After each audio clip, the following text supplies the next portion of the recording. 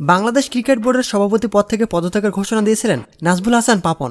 তার জায়গায় নতুন সভাপতি করা হয়েছে সাবেক প্রধান নির্বাচক ফারুক আহমেদকে।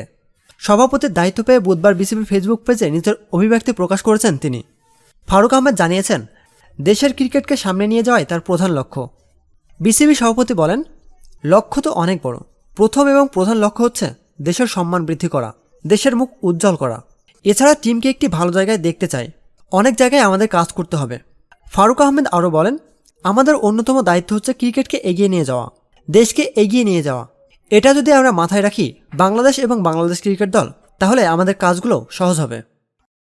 এর আগে বুধবার যুব ও ক্রীড়া মন্ত্রণালয়ে বসে বোর্ডের জরুরি সভা। বিসিবির পরিচালনা পর্ষদের সভায় মেইলের মাধ্যমে নাজমুল হাসান পাপন পদত্যাগ করেন। পরে জাতীয় ক্রীড়া পরিষদের মনোনীত প্রার্থী হিসেবে বোর্ডের পরিচালক হিসেবে অন্তর্ভুক্ত হন ফারুক আহমেদ।